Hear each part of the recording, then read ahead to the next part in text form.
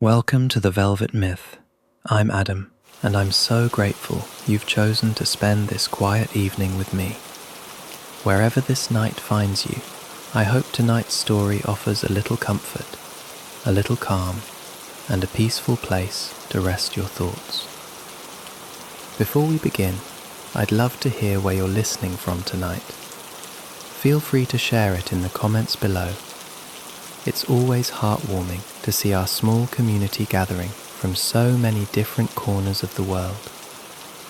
And a special thank you to Chris for lending his voice to tonight's story. Now, allow yourself to settle comfortably into your favorite resting place. Let the world beyond your room grow distant and unimportant as you sink gently into this moment of quiet. Feel the softness of your blankets, the steady support beneath you, and the calm embrace of the evening surrounding you. There is no rush here, no expectations waiting for you, only this peaceful pause at the end of the day. Take a slow, easy breath in and let it drift out again. With each exhale, allow any lingering tension to loosen its hold. Let your shoulders soften, your hands grow still, and the muscles around your eyes become pleasantly heavy. As the day slowly fades behind you, imagine its worries dissolving like mist into the night air. Leave them there, far from reach, while warmth, comfort, and quiet ease take their place. Allow your thoughts to wander gently alongside tonight's tale, knowing that everything that needs your attention can wait until tomorrow. For now, there is only this cozy moment, this gentle story, and the peaceful rhythm of your breathing, guiding you toward rest. So breathe slowly, relax completely, and let yourself drift wherever sleep may carry you. And as the world grows softer and quieter around us, let us follow Eleanor on a tranquil evening in the countryside, where a warm light glows from the windows of Hearthstone Inn as tonight's story quietly begins. Eleanor Voss had been driving for 2 days with no particular destination, only the vague sense that if she kept moving, the edges of her thoughts might stay blurred. The rain had begun as a light mist somewhere near the border between counties, but now it fell in steady sheets that the windscreen wipers could barely keep pace with. Her shoulders ached from gripping the wheel, and the low thrum of the engine had long since become part of the silence inside the car. She told herself she would stop at the next proper place, yet every time a cluster of lights appeared, she found a reason to keep going. Too bright, too loud, too many cars already pulled onto the forecourt. The road narrowed between high hedges that glistened black in the headlights. Eleanor Voss slowed automatically, not because she saw anything in particular, but because her eyes had begun to lose focus on the center line. Through the streaked glass, she caught a low shape on the left, a stone wall, perhaps 3 feet high, and beyond it, the faint outline of a building set back from the lane. She might have passed it entirely, if not for the light. Warm amber light, not the harsh white of security lamps, but something softer, the color of lamplight through old curtains. It spilled across wet flagstones and touched the edge of a sign that swung slightly on its bracket. She braked. The tires crunched over loose gravel as the car rolled to a stop beside the wall. Rain drummed on the roof, louder now that the engine was no longer masking it. Eleanor Voss leaned forward and read the sign through the windscreen, the Hearthstone Inn, painted in faded gold letters on dark wood. Below it, smaller words promise rooms and meals, though the paint had flaked in places and the whole thing looked as though it had hung there for decades. She sat with both hands still on the wheel, the engine idling, and watched the light move across the stone as the sign swung again in the wind. For a long moment she did nothing. The car was warm, the rain was outside, and the road ahead was only more rain and more darkness. Yet something in the stillness of the place, the way the light did not flicker or demand attention, made the thought of continuing feel suddenly heavier than the thought of stopping. Eleanor Voss turned off the ignition. The sudden absence of the engine left the sound of the rain even more present, a steady hush that seemed to press against the windows. She reached across to the passenger seat for her satchel. The leather soft and worn at the corners, then pulled the collar of her jumper higher against her neck. When she opened the door, the rain met her at once, cold drops striking the back of her hands and the top of her head. She stepped out, boots sinking slightly into the gravel, and pushed the door closed with her hip. The air smelled of wet earth and wood smoke. Ancient oaks stood just beyond the wall, their branches heavy with leaves that had already turned the color of rust. Mist lay low across the meadow behind the inn, softening the line between grass and sky. Warm light from the ground floor windows stretched across the wet stone path, turning each petal into a small mirror of gold. Eleanor Voss walked quickly, satchel held close to her side, the rain soaking through the shoulders of her jumper before she reached the door. She did not look back at the car. The threshold was sheltered by a small overhang of timber, and the light here was even gentler, falling through leaded glass and small diamond patterns onto the step. She paused with one hand on the latch, listening to the rain on the slate roof above her and to the faint crackle of a fire somewhere inside. The exhaustion that had followed her for 2 days did not vanish, but it seemed to settle, as though the building itself had offered it a place to rest. She drew a slow breath, the scent of wood smoke and something sweet baked bread, perhaps reaching her even through the closed door, then lifted the latch and stepped out of the rain. Eleanor Voss stood just inside the threshold, the latch clicking softly behind her as the door settled into its frame. Before her hand could rise to knock, the door had already swung open, and Arthur Penby stood there with the unhurried ease of someone who had been listening for her approach. He filled the doorway without crowding it, his broad frame wrapped in the burgundy flannel and worn suspenders, a small contented half-smile already in place beneath the deep lines around his eyes. "Come in out of that wet," Arthur Penby said, his voice low and warm, as though the invitation were the most ordinary thing in the world. He stepped back at once, leaving space rather than insisting, and Eleanor Voss found herself moving forward without quite deciding to. The rain had followed her only as far as the mat, and the sudden absence of it left a ringing quiet in her ears. Arthur Penby closed the door with a gentle push that shut out the sound of the downpour entirely. "You're soaked through the shoulders," he observed, not as a complaint but as a simple fact that could be remedied. He held out his hands for her coat, and Eleanor Voss slipped it off without protest, surprised by how natural the gesture felt. He hung the damp wool in a peg beside the door, then reached for the satchel she still clutched. She let it go. Arthur Penby set it on the low table beneath the coat hooks, where a small brass lamp cast a circle of amber light across the polished wood. The air inside the Hearthstone Inn smelled of wood smoke and the faint, sweet edge of bread that had finished baking some hours earlier. Low oak beams crossed the ceiling, darkened by time and the steady breath of fires.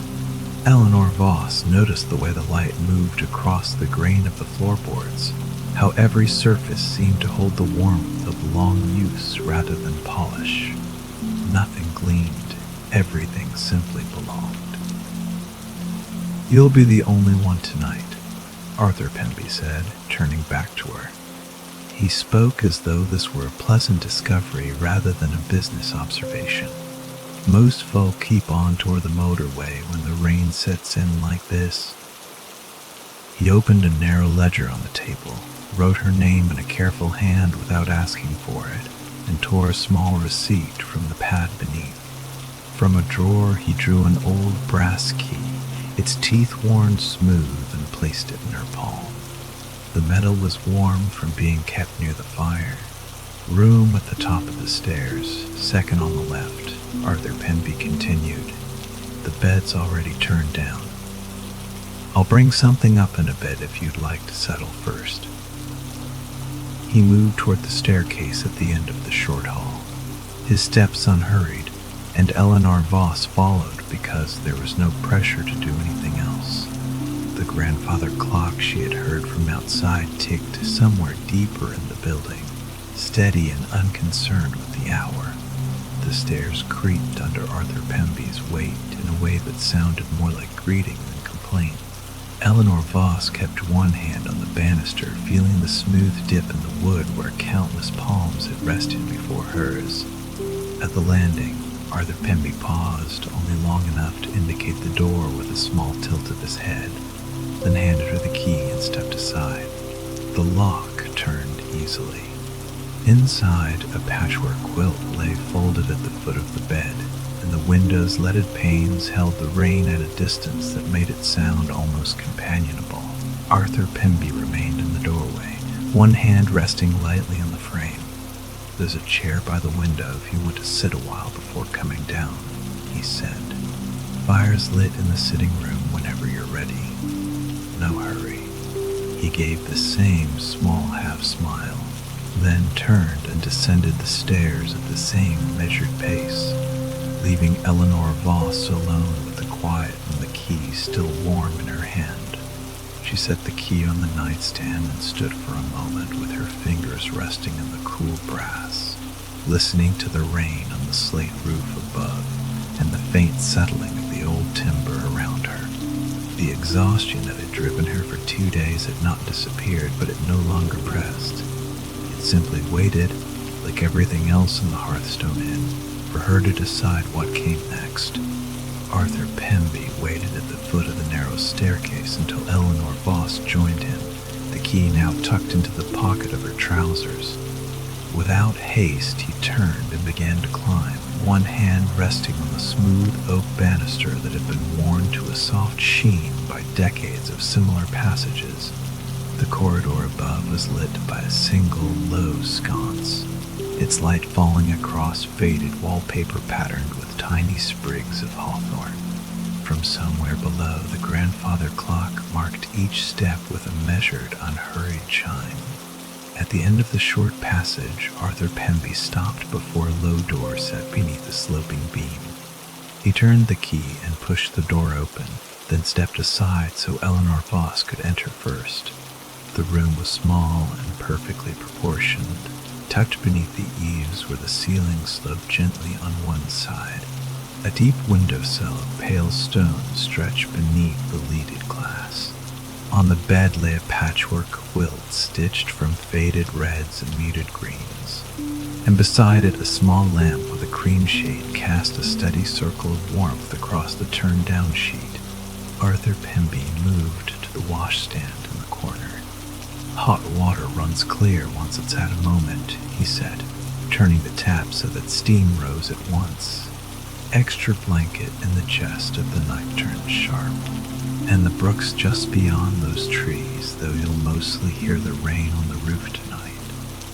He gestured toward the window without drawing the curtain, letting the blurred shapes of the meadow remain visible through the Water Street glass. Eleanor Voss set her satchel in a small chair beside the door. Arthur Penby gave the room one last quiet glance, as though confirming everything was in its proper place, then offered the same small half-smile.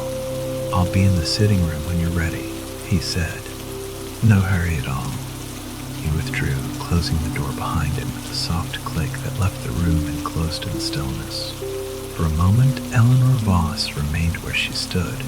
The only sounds were the faint ticking of the clock rising through the floorboards and the steady, gentle percussion of rain against slate. She crossed to the washstand and held her hands beneath the running water, feeling the warmth travel up her wrists and loosen the last chill from her skin.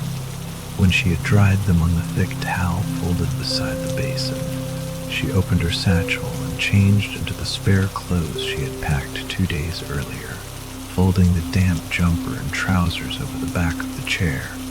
The quilt was softer than it looked. Eleanor Voss smoothed one hand across its surface, tracing the line where 2 patches met, and felt the faint give of the feather mattress beneath. She moved to the window then and stood with her fingertips resting on the cool stone sill. Outside, rain gathered along the leading and ran in thin, unbroken streams toward the ground. Beyond the glass, the meadow blurred into shades of gray and green, the brook itself visible only as a darker thread between the trees. She remained there until the lamp's reflection in the window grew steadier than the shapes beyond it. The room held no expectation, only the quiet fact of the bed, the folded blanket, and the water still faintly steaming in the basin. Eleanor Voss let her shoulders drop by degrees, the motion so gradual she hardly noticed it, until the tightness that had lived between her shoulder blades for weeks simply was not there. She turned from the window at last, leaving the rain to continue its patient work on the glass, and sat on the edge of the bed to listen to the inn settle around her. Eleanor Voss left the quiet of her room and followed the narrow staircase downward, one hand trailing along the smooth banister. The scent of slow-cooked lamb and rosemary reached her before she reached the bottom step, rich and steady, drawing her toward the low doorway at the far end of the corridor. She stepped into the sitting room and paused, letting the warmth settle over her. Arthur Pemby stood beside the long oak table near the hearth, setting down a deep bowl. Steam rose from the lamb stew in soft curls, carrying the scent of thyme and onions. A thick slice of bread, still warm from the oven, rested on a small plate beside it. Without asking, Arthur Pemby placed a glass of cider next to the bowl, the liquid of pale gold that caught the firelight. "You'll be wanting something after that drive," Arthur Pemby said, his voice low and unhurried. He gestured toward the armchair nearest the hearth. "Sit where it's warmest." Eleanor Voss crossed the room and lowered herself into the chair. The cushions gave beneath her with a soft sigh shaped by years of use. She lifted the spoon and tasted the stew. The broth was thick and savory, the meat tender enough to fall apart at the edge of the spoon.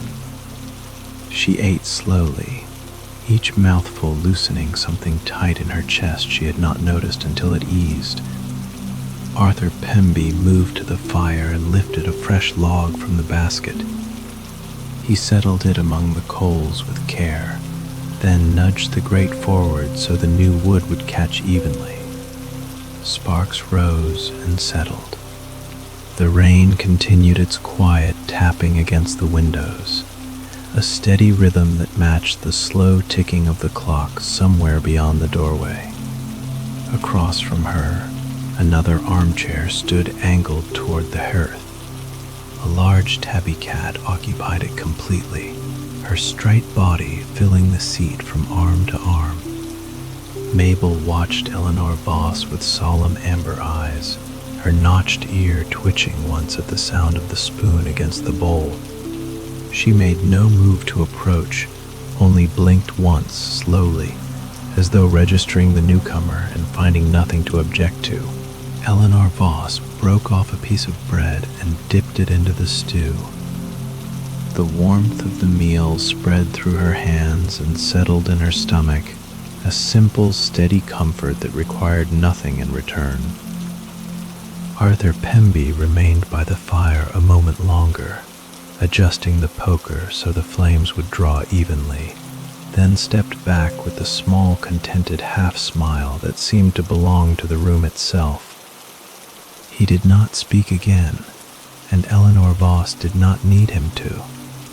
She took another sip of the cider, tasted the bright note of apple beneath the warmth, and let the evening continue at its own unhurried pace. Arthur Pemby settled into the chair opposite Eleanor Voss with his own mug of cider, the steam rising in a thin ribbon that caught the firelight before vanishing into the dim air. He glanced toward the nearest window, where the rain traced steady lines down the leaded glass, and spoke as though addressing an old acquaintance rather than the weather itself. "It has been at this since midday," Arthur Pemby said. "Comes down like it means to stay a while. The fields will be soft tomorrow, but the inn never minds." "These walls have heard worse." Eleanor Voss set her spoon down and followed his gaze.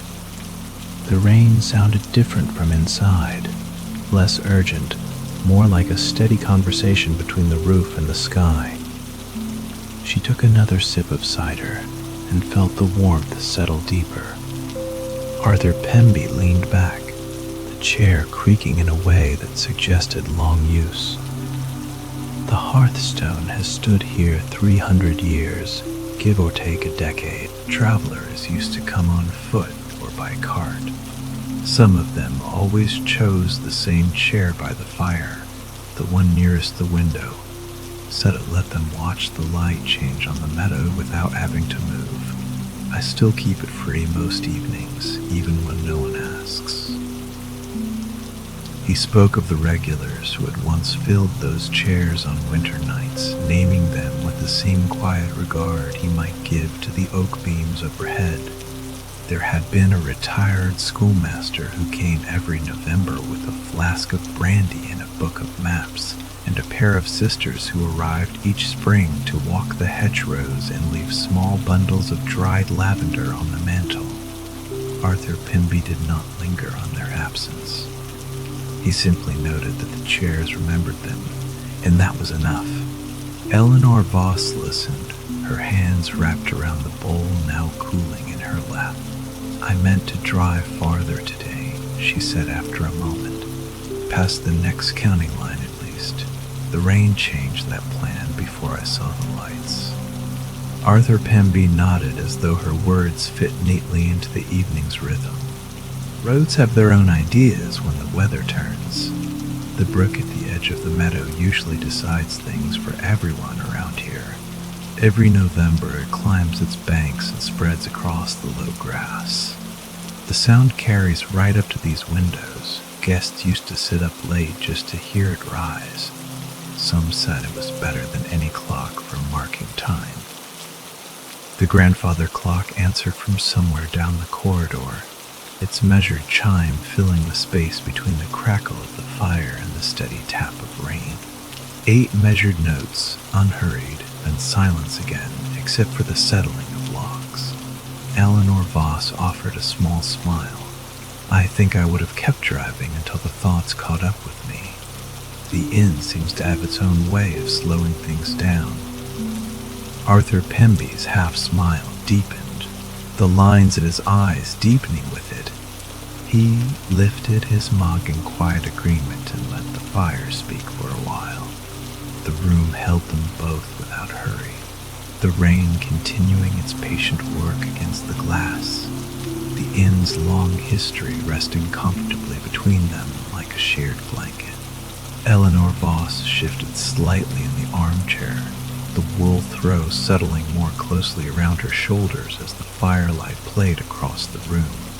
Mabel had remained motionless in her chosen armchair for nearly an hour, a solid shape of striped fur with only the slow rise and fall of her breath to mark the passage of time. Now the elderly Tabby stirred. She rose with deliberate care, extending each front leg in turn until her claws pricked the cushion, then arched her back in a long, unhurried stretch. Her amber eyes blinked once, reflecting the low flames times before she stepped down onto the rug. The cat crossed the space between the two chairs with measured dignity, her paws silent on the worn floorboards. Without hesitation or ceremony, Mabel placed one paw on Eleanor Voss's knee, then another, and finally settled the full weight of her plump body into a warm circle across Eleanor Voss's lap. The tabby tucked her notched ear against the cable net of the jumper and let out a single, nearly inaudible sigh of satisfaction. Eleanor Voss laughed softly under her breath, the sound barely louder than the rain against the leaded glass. Her cold hands found the thick fur between Mabel's shoulders and began a slow, rhythmic stroking. The cat's warmth seeped through the fabric of her trousers almost at once, a living weight that anchored her more firmly to the chair than any blanket could manage. For the first time in longer than she could name, Eleanor Voss noticed the absence of the small habitual impulse to reach for her phone. No mental tally of unread messages rose to disturb the quiet. The inbox, the calendar, the low-grade hum of unfinished tasks, all of it remained somewhere outside the circle of firelight, as distant as the road she had left behind. Arthur Pemby watched from his own chair without comment, the half-smile still in place. After a moment, he rose, moving with the same unhurried certainty that Mabel had shown. His footsteps faded down the short corridor toward the kitchen. When he returned, he carried a small tray holding a brown teapot wrapped in a knitted cozy in a single cup. Beside them rested a paperback whose spine had been creased many times. The cover softened at the edges. Arthur Pemby set the tray on the low table within easy reach of Eleanor Voss's free hand. "Chamomile," he said quietly, "and a book that tends to suit evenings like this one." He reached up and lowered the nearest lamp, dimming the room further until only the fire and the faint glow from the hallway remained. The grandfather clock chimed once more from its distant post. 9 measured notes that seemed to stretch the remaining minutes of the evening into something softer and more spacious. Eleanor Voss nodded her thanks, her fingers still moving through Mabel's fur.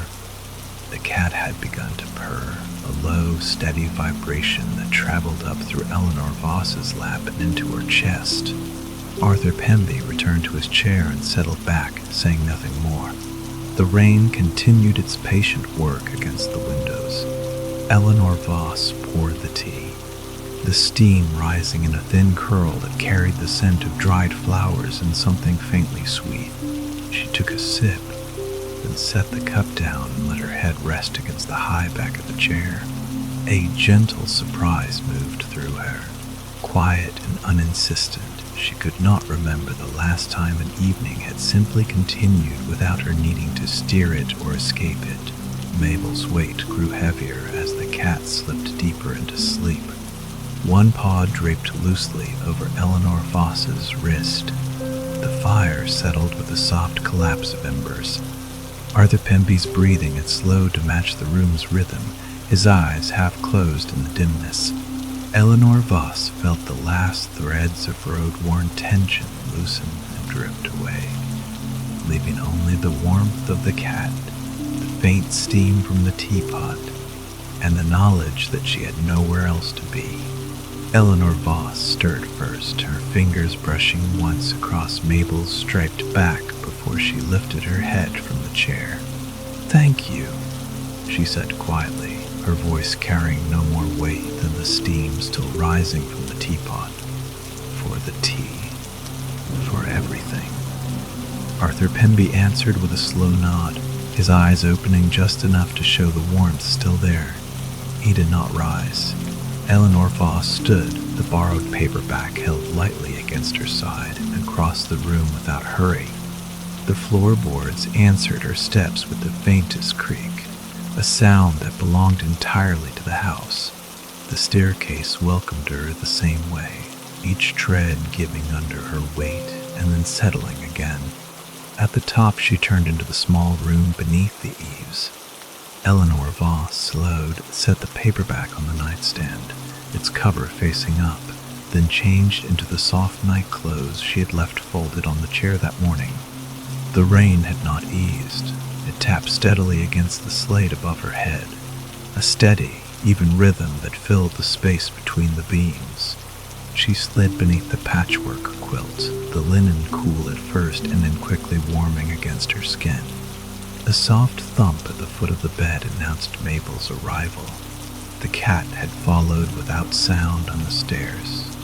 Mabel turned once, paws pressing the quilt into a neat hollow, then lowered herself with a long, contented sigh. Her notched ear flicked once and stilled. Eleanor Voss lay on her back, one hand resting palm up on the coverlet. She listened to the roof, to the small movements of the old timbers, to the distant tick of the grandfather clock somewhere below. The inn seemed to breathe around her, slow and steady, the way a body breathes when it has finally been allowed to rest. Gratitude moved through her without words. She closed her eyes. Sleep came the way the evening itself had come, without announcement, without demand, simply arriving to take its rightful place. Mabel's warmth remained at her feet. The rain kept its gentle measure on the slate. Eleanor Voss let the stillness have her completely.